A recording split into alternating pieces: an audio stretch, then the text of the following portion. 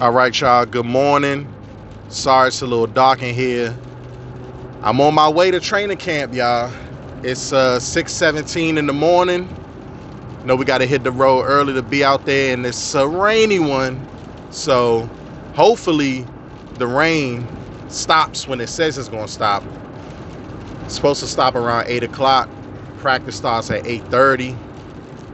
I've been seeing a lot of footage from training camp, but it's nothing better than getting your own perspective.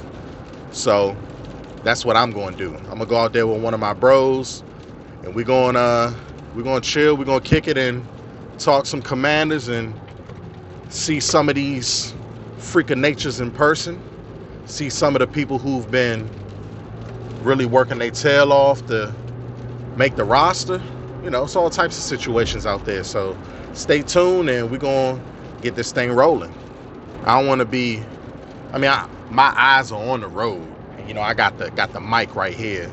So I am technically being safe, but at the same time, I'm going to probably get off. I don't want to. I definitely want to talk some football. You know what? Let me talk some football real quick. Just real quick, early in the morning.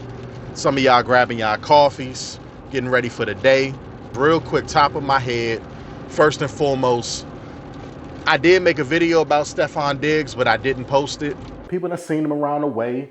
He done little charity events. Cardi B done pulled up to the city. And, people asking him all the time, yo, what's up? You coming to D.C.? You coming to D.C.? And he like, look, hey, I like the place. That's where I'm from. We'll see. He kept it real political, which is good. I will say one of my clients at my job had the inside scoop because he works at the gym, Domain Fitness, shout out one more time. He works at the gym that Stefon Diggs trains at. So he told us that day, literally around 10 o'clock in the morning, hey, be on the lookout. He said, Adam Peters and Stefon Diggs and the agent, they just figuring out the numbers right now. And I'm like, okay, cool. Let's do it. Long behold you, a few hours later, we get that news. And I'm like, wow. Next time I see him, I'm going to be like, yo, you really knew. He said he'd be talking to Stefon. I'm excited. I'm definitely ready to see a true number 2, pair along Terry McLaurin in this offense. It's going to open up so many doors. Even with, unfortunately, transitioning to Laramie Tunsil, tearing his tricep and having surgery, even with that, the offense is still going to be better. Brandon Coleman has done the job before. He's won, forgot how many games as a starter. I think around 10 or 12, or maybe 12, including the playoffs. So Brandon Coleman's been there, done that. He literally said it's like riding a bike for him. I know he's been all over the place. I know he necessarily hasn't been the happiest camper last season with him supposedly being our new left guard for the next 7-8 years, and then Chris Paul taking his spot. But he's been a true professional. I'm looking forward to seeing an improvement. I'm not saying he's going to be nowhere near, not nowhere near, but ain't going to be like on Laramie Tunsil's level, but he will be better than what we saw his rookie year. I think he gave up 10 sacks in the season in 2024. And I'm looking to see better than that. I'm looking to see him show that athleticism. Logan Paulson talked about him not, I guess, getting low enough and dropping his hips to engage with guys, which is why he said potentially if they happen to go Taylor Decker's way, he would be that type of dude who can flourish in the run blocking and stuff. But Brandon Coleman's athletic. All he needs is a little Pilates, a little stretching, and he should be able to do those things. So I'm looking forward to the offense. I don't want to say not missing a beat. We don't even know what the beat is because there's so many new additions and unproven people on the roster. So I'm looking for the offense to still have that expectation of being a dangerous offense. And I'm looking forward to the defense being a dangerous defense. That side, so far, has no excuses. Trey Amos is dealing with a little ankle injury. I think he tweaked it chasing somebody down the field. Might have been McLaurin. But he'll be back. No rush. They said he might not be at the Dolphins joint playing, but that's fine. This is all precautionary stuff. But other than that, I've been hearing Luke McCaffrey out there fighting. He got that unofficial 3rd spot on the depth chart. And Dan Quinn said the unofficial preseason depth chart is just as important as, I forgot what he said. But basically, it doesn't have a lot of importance. It's just, I think it does. But that's just a little bit of smoke and mirrors from them. Luke McCaffrey's determined. He got that NFL professional pedigree in his bloodline, so he should step up. It's a lot of spots at wide receiver that are already taken up, if you ask me. I think it's truly one spot remaining, and that's that 6th wide receiver. I believe that's between McCaffrey and Lane, because I believe McLaurin, Diggs, Treylon Burks, Antonio Williams, no particular order, and De'Ami Brown will be those 5. The 6, I mean, maybe you could throw in Van Jefferson. I don't know what his kick return, punt return abilities like. And kick return and punt return, they kind of take up 2 spots if you go off of last year with Lane and McCaffrey. So do they find a person who can do both and play a position? Is there somebody on the roster? Do they just say, hey, we're going to keep 7 and make one of them more of a special team guy, or pull from another position group?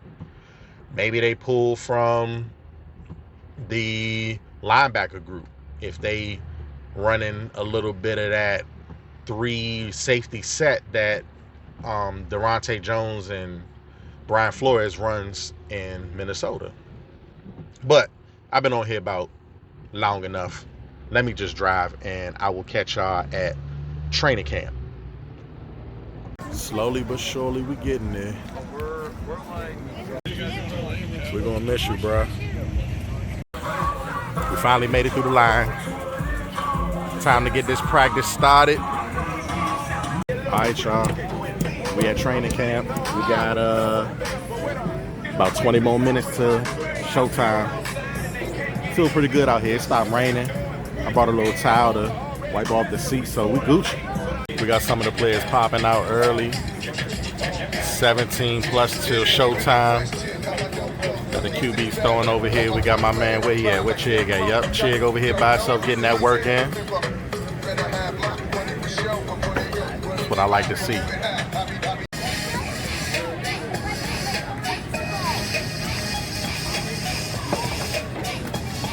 Been hearing a lot of good things about that man right there. We got the receivers starting to pull up. Starting to get a little full on the field. Almost showtime.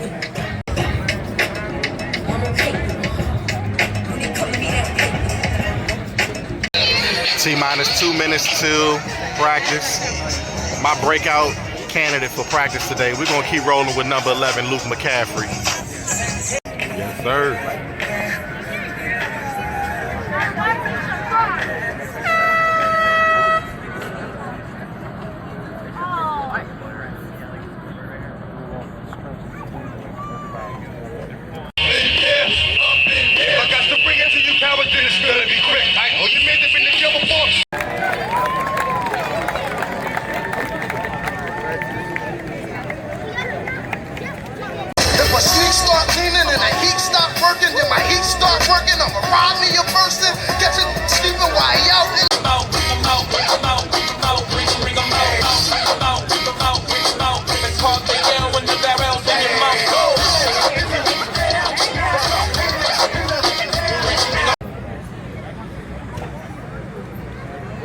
JD5 out here getting some work in.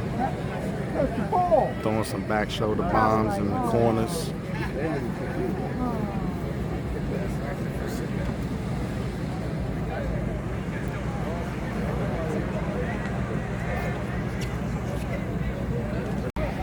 All right, practice pretty much over. We wasn't sure when it was going to end, but you know, we got Tressway right here signing autographs. We just had Logan Paulson over here, but they got the families and friends on the field, so I'm assuming it's over. But yeah, that's a wrap. That's a wrap for training camp for the day. Had to get some, I didn't get a lot of footage because they had those signs up saying we couldn't record. But, you know, hopefully y'all enjoy what I did post. Yeah, man. Yeah, they're calling for Jaden right now. No. Thank you.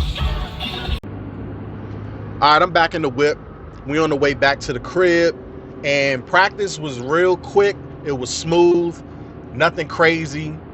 A lot of individual drills. Obviously, the positional stuff.